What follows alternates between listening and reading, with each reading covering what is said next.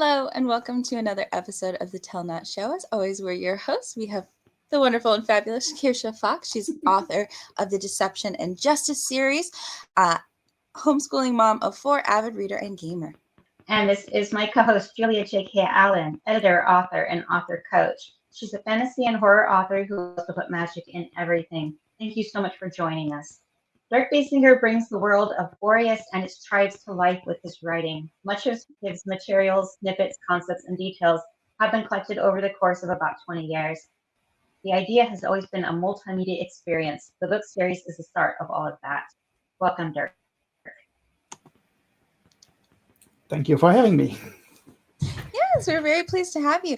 Tell us about your writing journey. What got you started as a writer, and what has it looked like for you so far? That's actually a very interesting question. It kind of was a perfect storm that happened in October of 2023 that got me started in writing. It was a time when I lost my job working in technology, and was the slowdown that happened then. I lost my job, and but I saw it coming, and I have been looking into possibilities or into alternatives on what I actually could do. And in the family, we had been collecting material for a video game idea for about 20 years. So there is thousands of small snippets and details floating around. We have a complete world map for the world that we wanted to build. Completely detailed out.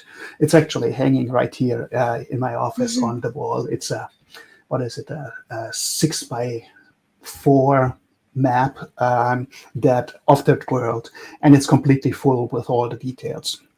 And we have thousands of small files of snippets, of notes, of collected pictures for ideas for this world. And the third item that played into that, a few days before I got that notification that I was let go, I read Fourth Wing, Rebecca Yarros's Fourth Wing.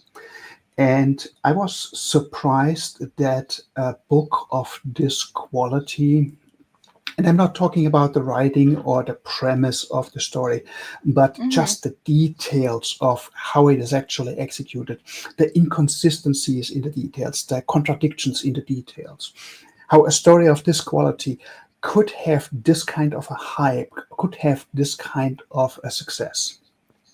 And I simply thought, okay, if a book of this quality can have this kind of success, then everybody can have some success. And this putting all this together and finding myself with having a lot of time on my hands, I thought, okay, I take the materials that I already have and start writing. And that is what I did. I started writing, I think it was the 3rd of October 2023, and 7 weeks later, I had the first draft of my first book done at 134,000 words. Oh, that's very impressive. That is impressive. That was a pretty intense time, yes. Oh, yes. And I kind of didn't stop since then. So what happened since then is I published it relatively quickly, kind of employing a software engineering methodology here. And I threw it out without going through a complete line editing process, simply to see what is kind of the feedback, what I'm getting. Is this worth spending my time on and diving deeper here? And I got pretty good feedback. So what I did since then is I pulled that book back and I did a couple of revision rounds. I put a full line edit on. I got a professional, actually a couple of professional beta readers to really level up my writing and level up the story here. And then I republished this book actually earlier this year. And because of all the corrections that needed to happen, it's sitting now at 157,000 words. And I actually had to cheat a little bit with the formatting to get it under 550 pages, or at exactly 550 pages, that it can be published via Amazon as a hardcover, because that's the page limit. So I needed to get it under there. In regular formatting, it would be about 620 pages. Okay. And since then, I also published a prequel to The Whole World, and I have been working on the second book. It started as the second book. The initial idea was, because it's an academy or a schools kind of setting that goes over 5 years, the initial idea was to have 5 books in the series. Mhm. So I started working on the second year on the second book, but the story got a little bit long. So I actually needed to split the book. So that is where I'm at right now. It's going to be published on September 19th as book number 2, and book number 3 comes out on November 19th. So both of them are. Book 2 is about 116,000 words, and I'm in the final major revision round for book 3. That's going to be also around 115, 120,000 words. And so that's where I'm at. That is Quite a quite journey. the impressive output. Yeah. Yeah, Right. I'm at the moment on course. So I started writing these 2 books in January, actually.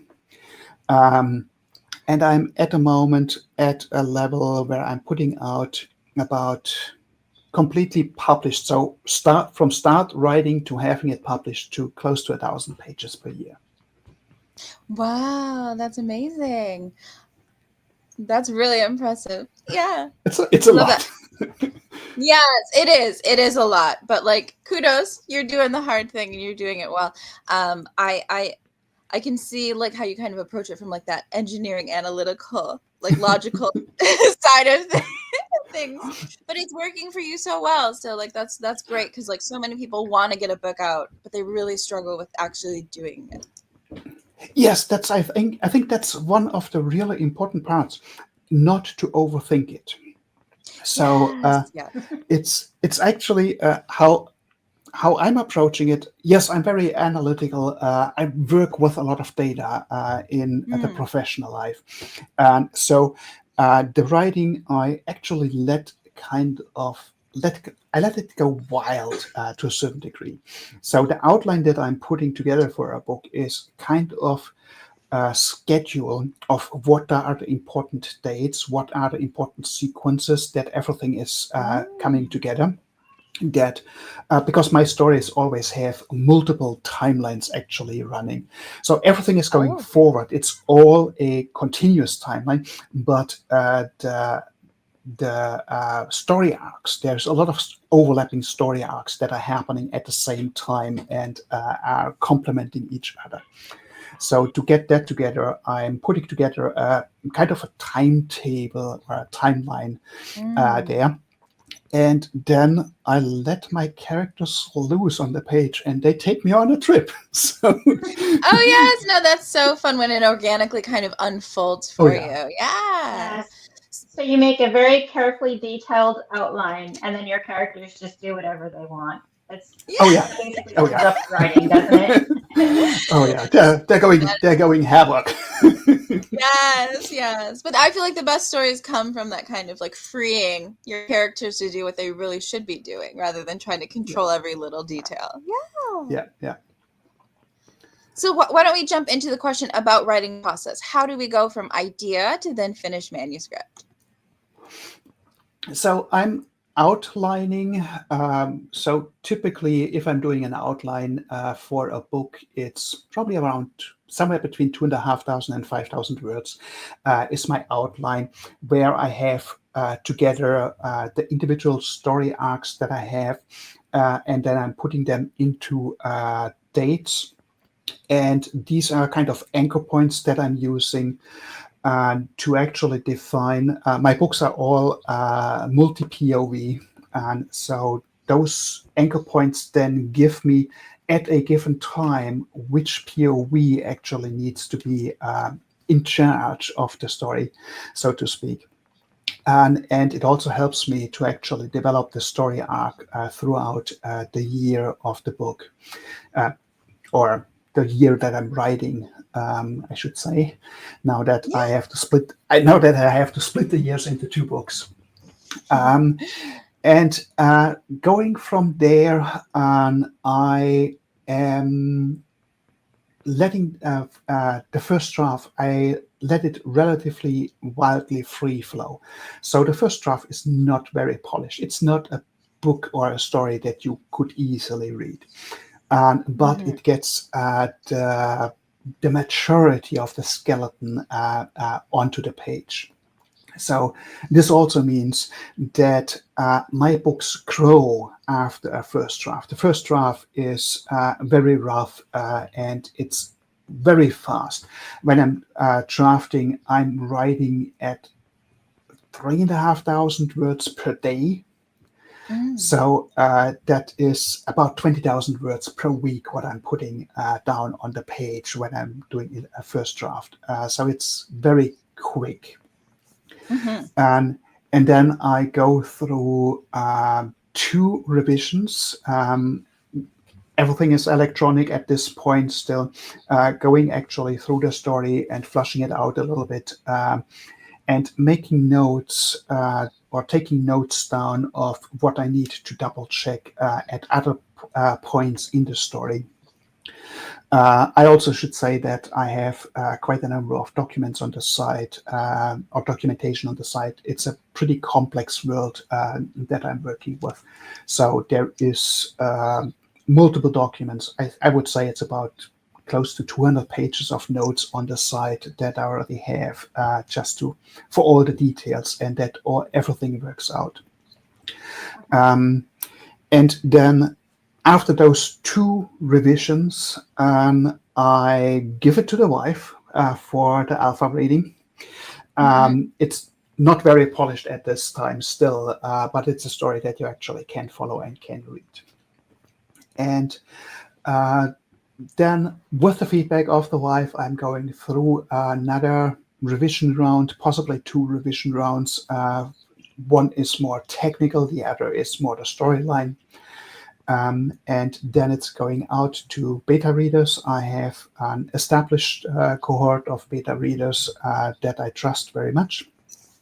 And that works very well. And then from that beta feedback, I am doing 2 more revision rounds. One is for the storyline, and then the second one is really looking for the details, that everything nicely fits together. Plus the technical writing, so the physical settings, dialogue tags, and stuff like that, which is very short usually in my first drafts. And that is the one part, and the other part is I tend to really info dump at times, so I need to dissolve the info dumps and make them more organic. That is happening all through this round, and then it goes out to my line editor. Yeah, no, I think it's so valuable that you recognize that it should be a messy, rough draft, right? It can't be perfect, and it shouldn't be. Like, the more pressure we put on that first draft, it doesn't help or serve us at all. So I love that you talk about that, and also about building and growing it in layers, right? You start with the skeleton, then we flesh it out, then we make the skin look pretty, right? Yep. To fully lean into that metaphor, because you can't do it all in one go. It's about adding layers and depth as we go along, and allowing ourselves the freedom to take that pressure away in that first draft. So I love that. So to kind of jump backwards a little, so you obviously write kind of from a fantasy setting, right? Is what draws you to that genre in particular? So it is what I'm writing is perhaps a little bit atypical for the current time. So for one, it's utopian. So it's everything has a very positive spin. It's utopian, and it's a mix between high sci-fi and high fantasy. Okay. So both of them are at a very high level. Kind of think the Expanse series, how realistic it is from a physical point of view and from a sociological point of view, how it actually could be this way. And so this is kind of the depth that I'm going in there, also from the world building. So the complete time zones are correct. And even the where the sun is throughout the year. I have complete planetary mechanics in there. The moons are in there. All those details are very fine in there. Kind of a point in case, I'm right now developing a more detailed map to actually display or show this world. And I'm using the GIS system, how actually our world is cartographed, and everything is cataloged. So if you're, this is the system that I'm using, and this is the detail that I'm going to with everything there in this world. And from the fantasy point, I would compare the detail of the world and how much fantasy is in there, close to a Tolkien kind of a level. Mm-hmm. That's why I'm saying it's high sci-fi and high fantasy put together, and with a utopian twist. So one of my main characters, so she is actually extremely adverse to any major punishment or anything like that, and goes out of her way in extreme measures at times to avoid that anybody is coming to harm. So that's actually in the second year is a major conflict. There is a external extraterrestrial or extraplanetary, I should say, military force actually lands, and they are defeating that force without spilling any blood. So when getting your outline, you usually begin with characters or plot? It's the characters are a given because it's a series. So the main characters or the most characters are given. Every year there is additional characters getting introduced. So it is it's a mix between the plot and the characters. That is what I meant with the timeline, what I'm doing, the different arcs. So there are relationships in there between the characters that need to go through an arc. There is the development of characters that needs to go through an arc. There is skill development that needs to go through an arc. And then there is the plot lines that are within that group of the main characters that need to go through an arc, as well as actually plot lines in the world that need to go through an arc. And I put all them together and develop each of those arcs individually. And then everything is getting put together kind of on that same time scale, or in the same calendar, so to speak. And then out of that is my skeleton of all the arcs together. And from there I go and let them run wild. Yes, wonderful. Do you have a favorite author, and what do you think they do best? There are a few. So from the a little bit older authors, I actually would need to go to Umberto Eco. The viewers probably know one of his stories. It's The Name of the Rose. So he is the author of The Name of the Rose. But he wrote more books than that. And what I like about him, his books are pretty complex, and you need to pay a lot of attention to details to actually follow them. It's not easy literature that he wrote, but very interesting to read. So that is one favorite author. Other favorite authors, I would need to name Douglas Adams, of course, just with his British tongue-in-cheek humor and really punching you sideways into the guts. It's just hilarious.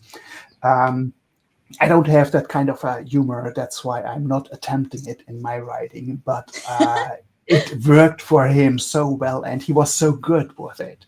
So that is something that an author that I really admire there.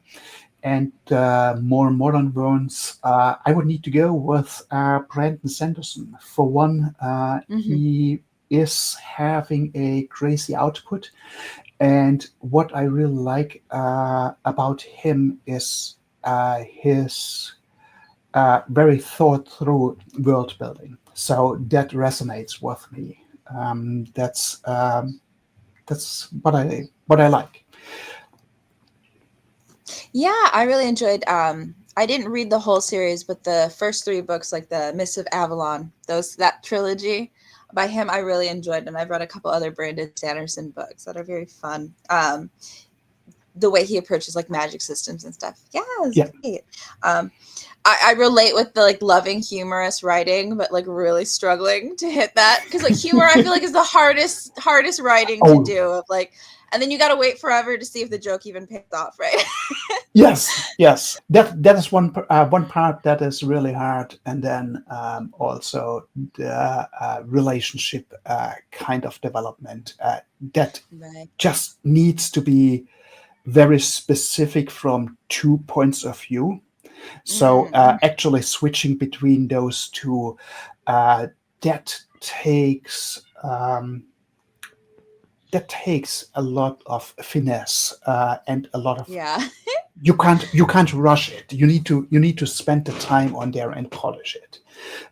So that is the other one. Yes, but here's the thing is, if we know it doesn't come naturally to us, then we can really focus on that in editing and really add that still to our stories, despite the fact that it doesn't feel natural, right? So self-awareness is great. Yeah, it's a great thing to be like, oh, this is what I struggle with. Because like for me, it's like I will have like a wall of dialogue, nothing happening around it, just words. Because like words is what comes easily to me. The dialogue flows naturally. And so it's like knowing that I got to build in the layers around the talking and stuff too. Yeah. Oftentimes I'm like, I sure hope everybody thinks that's me, because I hilarious. Yeah, right. With the jokes, like I hope it lands when they finally get to it. Yeah. All right. What have you learned from the writing process? Kind of to let go and actually enjoy the journey. It is not about knowing everything. It is not about having everything under control from the beginning. Let it develop. So I really was kind of lucky that I didn't overthink it when I originally started. And I opened the laptop and started writing. And then over time, I figured, okay, I need to take down some notes that I'm not losing the details, and it just developed out of this. So I didn't overthink the world building. I have a lot of details in the world anyhow already, but I don't need to have 2,000 pages of a perfectly developed world where every detail is figured out before I start writing. I can start writing, and if I get to a point that I don't know a specific in the world, or where I want to describe something relatively specific, then I pause the writing and think about the world building, take down those notes, and then continue writing. But I don't need to add 1,000 details because I need one detail. So that kind of letting this loose and develop it and do as is necessary. That was a process that I needed to kind of get accustomed to, and Yes. to speak from a professional point of view, working in technology sector with a lot of data. For all the folks that are interested in data stuff, try to apply the 80-20 rule 3 times in a row. So everybody, I think, knows the 80-20 rule. 20% of the effort gets you 80% there. And if you do that 3 times, so the first time you're 80% there with 20% effort, and then you apply the same to the missing 20%, then you get another 16% of your total with 40% of effort. And then you do it the third time, and what you basically then have is you 99.2% there with 60% of effort. So that's 3 times the 80-20 rules applied, and it gets you nearly there, and it doesn't need to be perfect. You're 99.2% already with 60% of effort. So that is, in most cases, that is plenty good enough. So kind of letting this go and not trying to do everything perfect. It's not necessary in most cases, or very seldom actually. So Yes. that is kind of a learning curve there.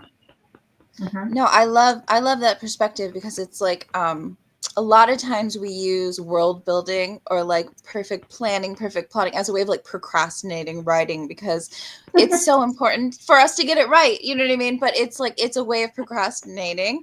And the idea of like, yeah, letting go of it having to be perfect and just letting it develop, like that's part of the creativity. That's part of the art that happens, right? If we allow ourselves to just enjoy the journey, enjoy the process, we're going to get a much more like organic, fun, exciting result than trying to control every little step to get to perfect, right?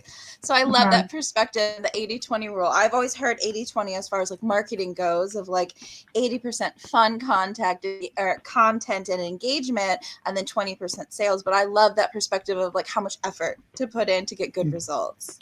So thanks for sharing that. Yeah, I love that. Yes, our household is really fond of the 80-20 rules. And I hear a lot of wisdom in what you're saying. It's important for you, the author, to know the history, the religions, the background, all the notes that you put away in these little documents in your World Bible, or your compendium. Those are important for you to know, because they might come up later. You need to capture that when you have it, but you don't necessarily want to dump all of that on the reader. You need to give it to them a little bit. And also, you don't have to give your reader every detail. You need to leave space for their imagination to fill in. So yeah, it sounds like you've got a good handle on this. How do you make time for writing? That is the other thing that I learned. Consistency is king, literally there. So I write every day between 7 o'clock and 10 o'clock, 3 hours a day, every day, 7 days a week, every week in the year. That is my writing time. Plus I do additional work throughout the day if I have the time. I mentioned earlier that I'm redoing my webpage right now. So that is happening throughout the day, sometimes in the morning before I go to work. Or when I need to do, or when I make content, that is also happening in these kinds of times. Or book covers, all that is happening not in the writing time. That is additionally to it. But staying consistent with 3 hours a day. That is what I do. And sometimes I allow myself, if I just am absolutely not in the mood, then it's a day off. But in principle, it's every day. And quite honestly, if I'm going back, I probably would need to go back 2 months, 3 months to actually find that I took perhaps 2 days off in that time. So it's my escape. So I really like Yes. it. And I really like it as a counterpoint to working 8 hours a day in technology, really letting go Mm. and being in that fantasy world that I create myself, and um, really live the life that the folks there are living in my head and actually help them along. So, and I think Yes. the consistency is what is king here, that what makes this all possible, that I'm going at the rate that I'm going. All right. So you made your time slot and you protect it. Yes. That's Yes. I important. love that. Hmm. And the wife Yeah, it supports it, so is. that's the most important part. Yes. No, Mhm. having support from your family and loved ones like makes it so Yeah, much easier to do the hard things. yeah, But yeah, no, it's very important to like prioritize. Like Louis L'Amour always said, like you have to turn on the faucet if you want the water to flow, right? So it's the idea of showing up, being consistent with your writing time. Not everyone can do it every day, which is like okay as well, but like having that consistency of like when I sit down here to write at my desk, it's writing time, kind of helps your brain to know I'm sitting down, it's time to write, and then it's easier to do the writing as well. Mhm. What would you say is your favorite part of writing? The favorite part of writing, it's actually doing the first draft, when those characters take me on the wild ride, because Mm-hmm. uh, those those folks in the books are they're just crazy. And it's just total fun to really explore Mm-hmm. with them what they can come up with. And this discovery, this is really the fun part for me. Um, the rest needs to be done, but I'm really looking forward to starting the next book and going for the next on the next wild journey. Yes, we love editing. I love editing, but I love editing other people's stories, not my own, because I'm like, I've been in my world, I've read this a million times, but it's the writing, the drafting is the fun, exciting part, right? For sure. Do you have a least favorite part of writing? Marketing. Yeah. Yes. Very common answer. Yes. Yes. I don't blame anybody.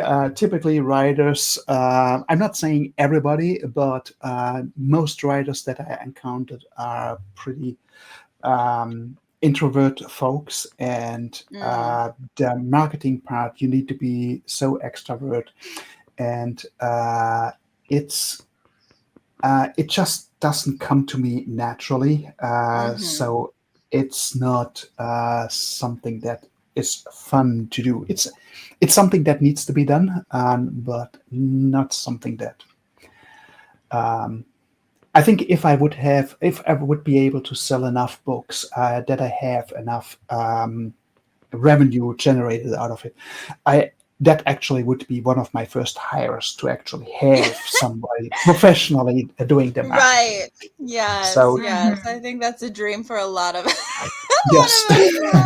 Yeah. Oh gosh. Yes. More than a house cleaner, more than a chef. Can someone please market my books for me? yes, Yes. Right. Just take all the business part of authoring away from me. Just let me write the stories and leave it be. Yeah. yeah, yeah. Oh, yes, yes. Um, what would you say like influences your writing? I think the biggest influence is one of the core principles why we actually wanted to build this video game in the first place. So the video game that we collected all the material for. We wanted to build that video game as a educational tool, not educational in the traditional sense, but as a learning curve, as learning by doing, and Mm. showing that things can be done differently, that it is possible to do the right thing, and it still can be fun, and how it actually affects everything around you, or Mm. in the whole environment. How all these interactions, if you go in a positive way, and slowly create a positive change. And if it's a lot of people doing it, if it's the complete community doing it, how much of a progression does this actually Mm. bring? And that is one of the core guiding principles that we wanted to infuse into the video game, and that still is there in the books. And so, for example, thinking about um, staying here in the US, if you look at the statistics, it's by now it's I think over 80% of the people making a living by going to a job and earning a living Mhm. don't like the job that they are doing. So what kind of a wasted opportunity, what kind of a waste in talent is that if Mhm. 80% of people that are going to work don't like what they're doing? What kind of a missed opportunity is that? And what does this say about our society? Now, if you Mhm. extrapolate that to the world with 7 billion people now, uh, if 80% don't like what they're doing in their life, what kind of a wasted lifetime is that? Yes. And Yes. what, as humanity, could we actually achieve? What could we progress? What could we move forward as humanity in that large at that large scale? Uh, and what could that difference look like? These are kind of just a few of the core principle or underlying principles that I'm exploring in the book. So in this world that I'm building, everybody is contributing to society in their decided way. So it is not Mhm. what uh, of course, everything needs to be done in society, but it is not that the majority of people have to do something that they don't want to do. So they Mhm. decide, and if there is a possibility to make that possible, then that is how they're contributing to society.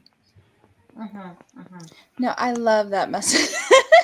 I love that message. And I think like we should be led by our passions, like what we're really passionate about, what we're creative about. Like if you love to sew, making clothes for your community, things like that, we can all lean into our natural gifts, the things that really drive us and make us feel alive, right? That's the goal of society, right? I love that you write utopian stuff because it's important to like see what can be as well as like, just what can go wrong as Mhm. well. Yeah. Yes, It, dystopian it, is the far more popular genre because it's a reflection of our day. But it's really nice to Mm. see a series that is like, but what could we be? You know? yeah. So I love the idea of having a lot of that philosophy in your books. Yeah, it doesn't. I'm not saying that there is no conflict. I'm not saying that Mhm. humans No, are not yeah. humans. They still Yes. are. They have to be. Our nature is not Mhm. snuffed out because of this. No. Do you ever get writer's block? I know you write every day, but do you ever deal with writer's block and like how do you kind of handle it when it comes up? Um, no, I don't think I could say that I have writer's block. Right now, I'm finishing two books. I already started on the outline of a book that is unrelated to the series. It's something completely different. It's more a thriller about AI that I'm lining out. And I'm already starting on the outline, putting the timelines together for the next year in the books. So I actually don't have enough time in the day to get everything done that I want to get Mm. done with my writing. And I'm saying that even with the pace that I'm going at. So, Mhm. and also looking at it, so the world that I created here is right now in its fifth epoch. So this means there is additional about 40,000 years of history in this world that can be explored, where complete own series could be set in there. So there is so much to explore, so much to write, to tell, that I don't have enough hours in the day. Yes. Mhm. There's never enough What is time. even time? Yeah, what is even time anyways? I never understood it. I never will. Yeah. Yes. What would you say has been your most significant writing victory so far? So I got a couple very good reviews recently, or comments. One of them was actually a comment on a Discord server of somebody who is currently reading my books, or the books that are out, that are Mm-hmm. published. And this person said that they really like that it's not the typical 21st century style, Yeah. that it is going deep. So there is a lot of material there. There's a lot of thought in it, and a lot of detail in the world building and everything. And it's not like a lot of the current 21st century stories are, that it is kind of shallow and at the surface. So I really appreciated that, because this is where I'm going, what I'm going for. Um, Mm-hmm. and this person also mentioned that they find it courageous that I'm not going with the mainstream and doing my own thing. So I like that. I like that feedback. Yeah, that is That's a really quite the nice compliment. compliment. Yes. I love that. All right, last question. It's one of my favorites to ask. I like anything that makes someone passionate. So, is there writing advice that you hate? I am very cautious with anybody on any social media platform that are trying to market you their writing advice. Mm, So far, I still have to actually find somebody who wants to market and get at my money back, uh, mhm. who has actually published something and has success. Right. The only person that I would, or that I'm actually looking for writing advice to a certain degree, is actually Brandon Sanderson. Mhm. He puts his writing university lectures on YouTube, Yes. Yes. and that is what I'm looking into. But he is doing it to actually lift up everybody and Mhm. not get at my money purse. So Yes. every time somebody is trying to get at my money purse, is it writing? Is it marketing? Is it the art? It is something that makes me very cautious. Mhm. And this also actually goes, I experimented a little bit, or tried it out to use the one or the other more or less known service to actually get the book covers done. And Mhm. it was a less than pleasant experience, let's put it Yes. this way. So I actually canceled all that, and the wife is painting the book covers, and Yay! we're doing the rest ourselves. And actually, I have to. Yes, please. What I have There's your here is, covers. it's actually what this actually is. Ooh, Oh, This is actually the aquarelle that is going to be uh, become the book cover for book that's 3. beautiful. Yeah. So that is the basis for book 3 and 4. That is or book 3 and part of book 4. Let's put it this way. So that is what is getting worked into that. And that's what we're doing. So literally the only service that I'm paying for is my line editor. Yes. And that is a professional service. And I looked for the right fit there.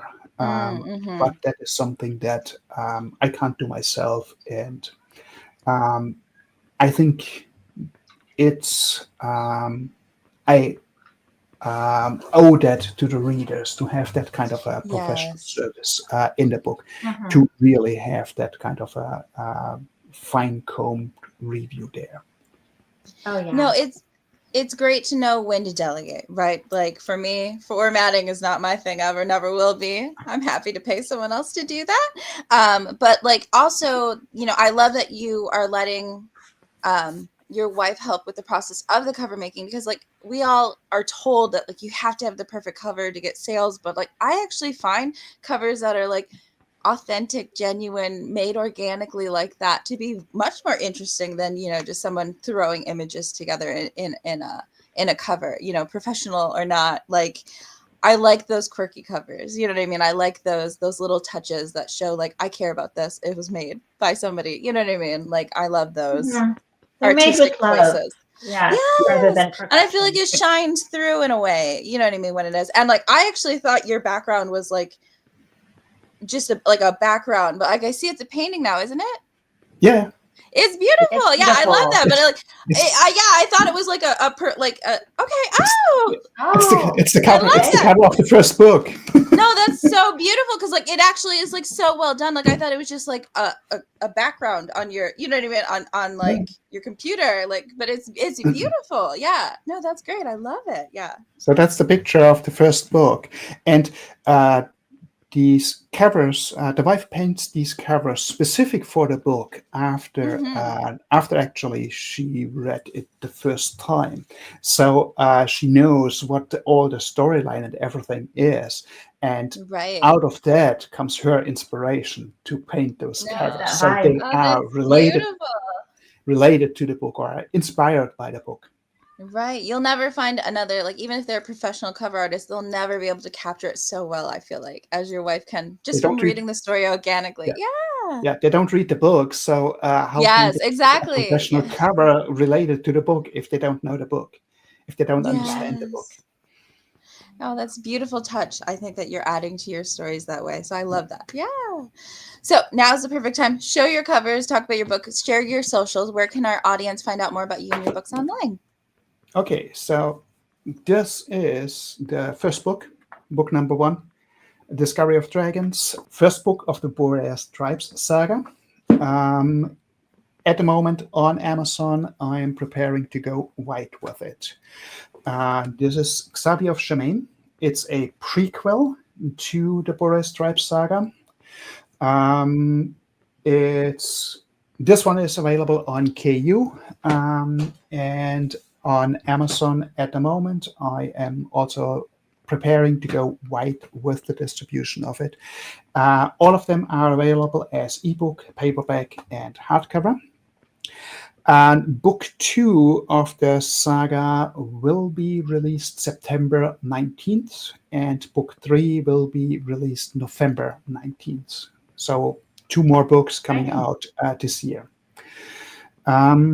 And my socials, central part is my webpage at dirkbiesinger.com. And I am on YouTube building up a channel there. I'm on Pinterest. I'm on Blue Sky, a little bit on TikTok. And you don't find me on Meta platforms. So I'm not on there. All right. Thank you so much for joining us. It's been wonderful talking with you this evening. So, pleasure that you took your time out of your busy schedule to join us. Thank you for having me. Yes. And thank you to everyone listening along at home. Remember, there's more than one way up a mountain. And if you'd, our next episode airs Friday as usual. If you'd like to be a guest on our show, you can find us on social media at The Telnut Show or email us at thetellnutshow@gmail.com. Thanks again. Thanks again for listening. If you enjoyed the show, consider subscribing and liking. We appreciate all the support. Julia J.K. Allen is an author, editor, and coach and can be found at hijinksrudder.com. Kirsha Fox is an author, avid reader, gamer, and mother to four, and you can find her at kirshafox.com. Thanks and see you next time.